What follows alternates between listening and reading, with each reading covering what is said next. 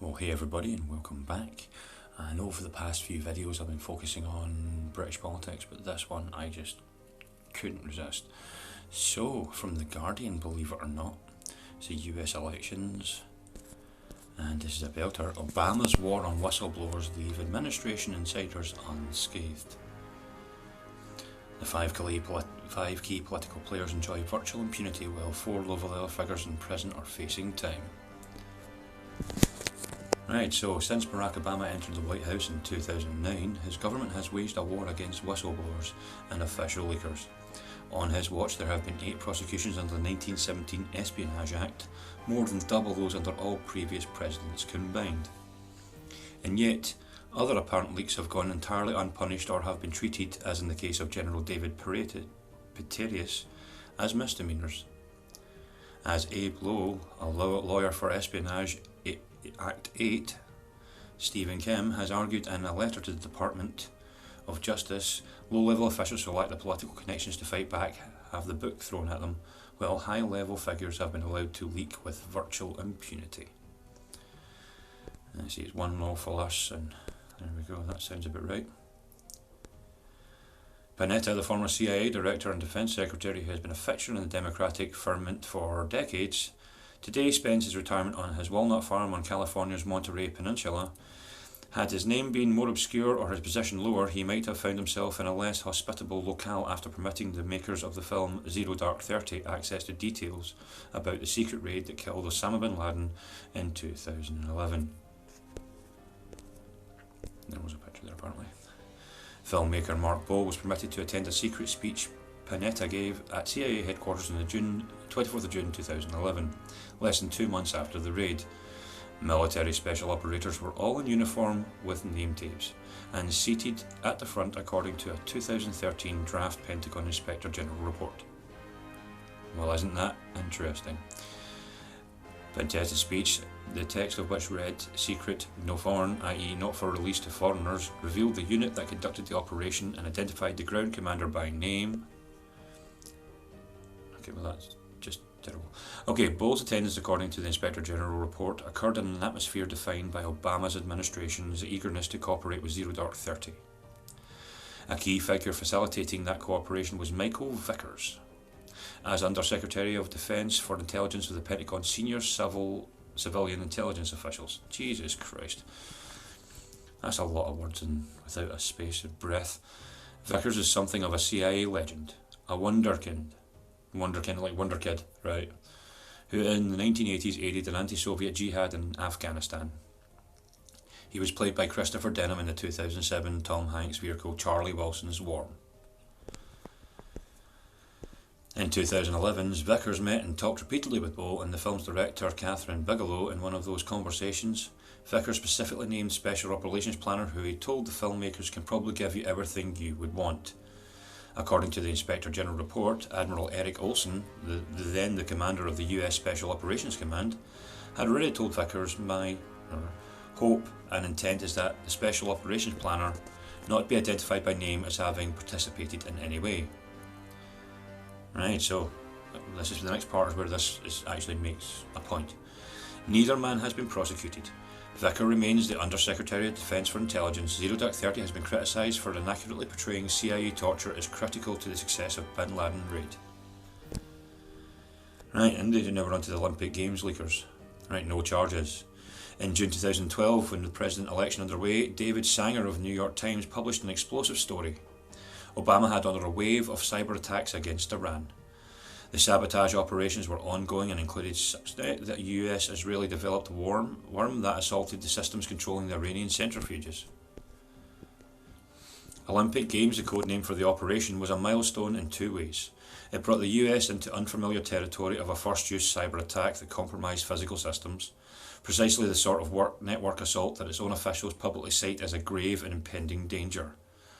Oh my. Oh my, oh my. Well, colour me fucking shocked. Or not. It was also described by Sanger, the members of Sanger.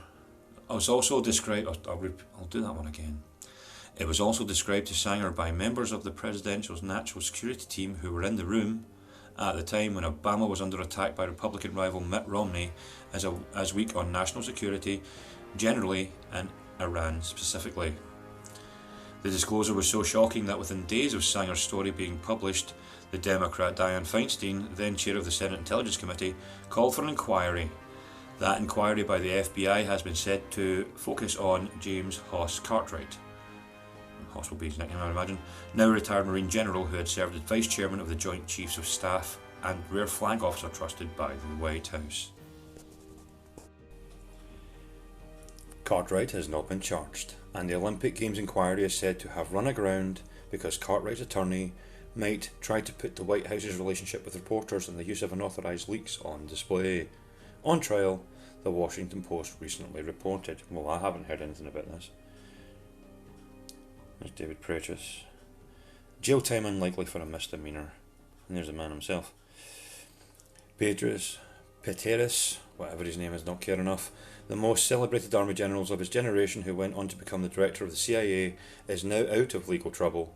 Earlier this month, Pretrius pleaded guilty to a misdemeanour violation of classified information ending years-long official inquiry. His plea deal involved his assent to factual stipulation in August 2011. Pretrius provided his biographer and mistress, Paula Broadwell, oh dear, with notebooks containing the identities of covert officers, war strategy, intelligence capabilities and mechanisms, diplomatic discussions, quotes and deliberate discussions from high-level National Security Council meetings and the President. Well, fuck me. That's a lot of stuff he gave away. He lied to the FBI investigators on October 2012, stating that he never gave Broadwell any classified information. Unlike other leakers, authorised or not, Pretrius has been warmly re-embraced by the highest levels of Washington policymakers. Now, what does that tell you? I believe it's time to consider this matter closed, said Senator John McCain. His Democratic counterpart on the Senate Armed Services Committee, Jack Reed of Rhode Island, added, at this difficult moment for the Pretrius family, it is important to remember that the extraordinary sacrifice and service he has rendered to our armed forces and the nation. Fuck off, it doesn't allow him the fact to go and leak information out when he's not supposed to. It's a leak, it's not a whistleblower. This is the difference, right? But anyway. Pretrius faces a $40,000 fine but is unlikely to serve jail time. He remains an advisor to the Obama administration on its war against Islamic State. His position with the private inquiry firm KKR appears unaffected. This could go on and on. John Brennan, promotion to lead the CIA. Since joining Barack Obama's first presidential campaign, the CIA director and former White House counterterrorism and Homeland Security coordinator John Brennan has been Obama's liaison to the secret world of US intelligence. It has rewarded Brennan tremendously. Not only does he now run the agency he served for decades, his position appears secure even after he instructed a Senate inquiry into Bush-era torture. Perhaps his most ironic aspect of that obstruction was an attempt to get the Justice Department to investigate Senate staffers for allegedly removing classified information. Yeah, while Brennan was still a White House official on the 7th of May 2012, he talked about having inside control of a plot by Al-Qaeda in the Arab Peninsula, AQAP, to place a bomb on a US-bound plane. Brennan's confirmation occurred on an official conference call with ex-counterterrorism officials who now recycle intelligence community talking points for TV news outlets. We are confident that we had inside control over any plot that might have been associated with this device. Brennan is quoted in a transcript later obtained by Judicial Watch, in which he attempts to assure the media personalities that danger from the bomb was marginal. Subsequent media reports promptly stated that the US and its allies had infiltrated the terror group. Months later, when Brennan testified before the Senate Intelligence Panel for his CIA confirmation hearing, the long-time intelligence official denied he had in fact confirmed the AQAP's infiltration. Yet he confirmed that he had said the US had inside control of the plot and lamented that the operation got out to the press before that operation was in fact concluded. In March 2013, the Senate vote confirmed Brennan as a CIA director by a 63-34 vote. Well, you see how this works out here, don't you? You see what's happening, right? When they're on the right side, nobody says anything and they go straight for the whistleblowers, but when they're on the wrong side, oh God, let all hell break loose. Another law for them. Here we go. The former State Department contractor has served 8 months of a 13-month sentence for violating the Espionage Act. He was subject to a 5-year legal ordeal, at the end of which he pleaded guilty to leaking details of North Korea's nuclear program to a Fox News reporter, although he insisted he had done so to inform the American people about the nature of the North Korean threat. Right. Before he was incarcerated at the Federal Bureau of Prisons in Cumberland, Maryland, Tim told The Intercept that the intensity of his prosecution had driven him to the verge of suicide. Well, I can believe that. His lawyer has now written to the Department of Justice calling for him to be released immediately in recognition of the profound double standard displayed by the contrasting treatment of General David Petraeus. Chelsea Manning. The Army intelligence analyst serving a 35-year sentence for transferring to WikiLeaks a treasure trove of confidential US files to which she had access at a military base in Iraq. Manning was found guilty of violations of the Espionage Act and computer crimes. No evidence has ever been presented that her actions caused harm to anyone, while others have argued the disclosure helped to inspire the democratic uprisings of the Arab Spring.